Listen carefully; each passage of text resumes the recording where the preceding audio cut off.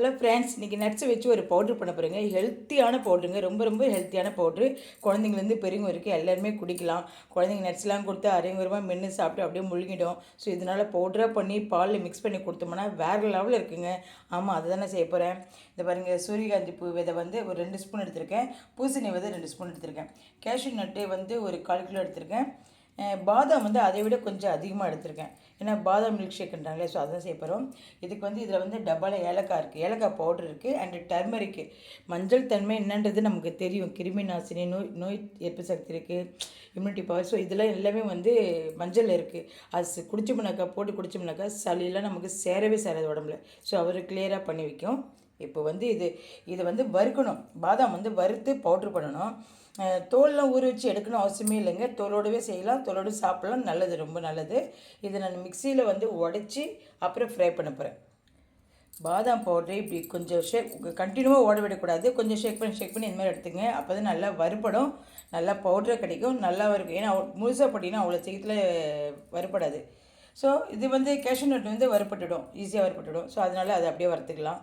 இப்போ இது வந்து டர்மரிக்கு இதெல்லாம் வச்சு தான் இப்போ பவுட்ரு பண்ண போகிறோம். சூப்பராக இருக்கும். நான் அது திரும்ப திரும்ப சொல்கிறேன்னாக்கா, அதனுடைய வேல்யூ வந்து சாப்பிட்டு பார்த்தா தான் தெரியும். அதனால் சொல்கிறேன். சரி, ஓகே ஃப்ரெண்ட்ஸ், இப்போ வந்து 1 பை 1 வறுத்து அரைச்சிக்கலாம். கேஷ்யூ நட் போட்டிருக்கேன். இது எல்லாமே ட்ரையாக தான் வறுக்கணும்.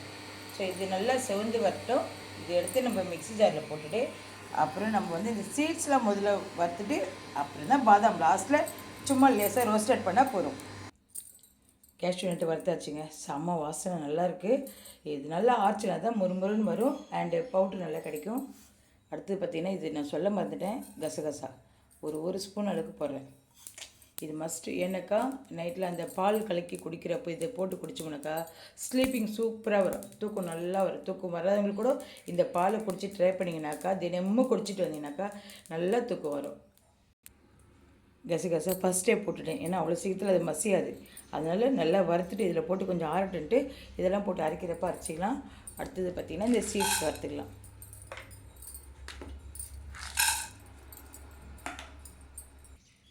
சீட்ஸ் நல்லா கோல்டு நேரத்தில் வறுத்துட்டேன் பாருங்கள். இந்த மாதிரி தான் வறுக்கணும்.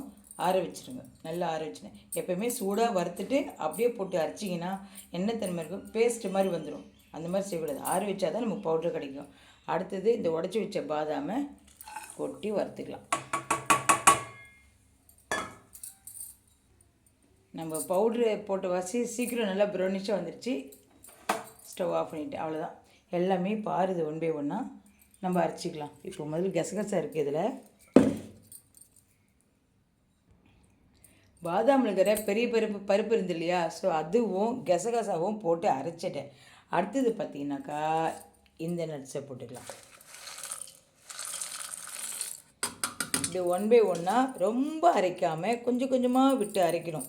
ஸோ ரொம்ப அரைச்சோம்னாக்கா பேஸ்ட் ஆகிடும், பவுட்ரு கிடைக்காது. பார்த்திங்களா, அந்த நட்ஸு போட்டோன்னு நல்லா பவுட்ரு கிடச்சிச்சு.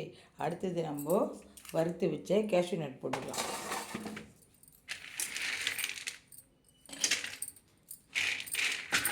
கொஞ்சம் கொஞ்சமாக தான் போட்டு அரைக்க போகிறேன். முதல்ல கொஞ்சமாக போட்டு அரைச்சி, முதல்ல பாதி போட்டு கேஷ்யூ நட் வச்சு இல்லையா, அடுத்து பேலன்ஸ் இதுவும் போட்டு அரைச்சிக்கலாம். இப்படி 1 பை 1 கொஞ்சம் கொஞ்சமாக ஷேக் பண்ணி எடுத்தால் தான் ஃபுல்லாக நமக்கு பவுடராக கிடைக்கும்.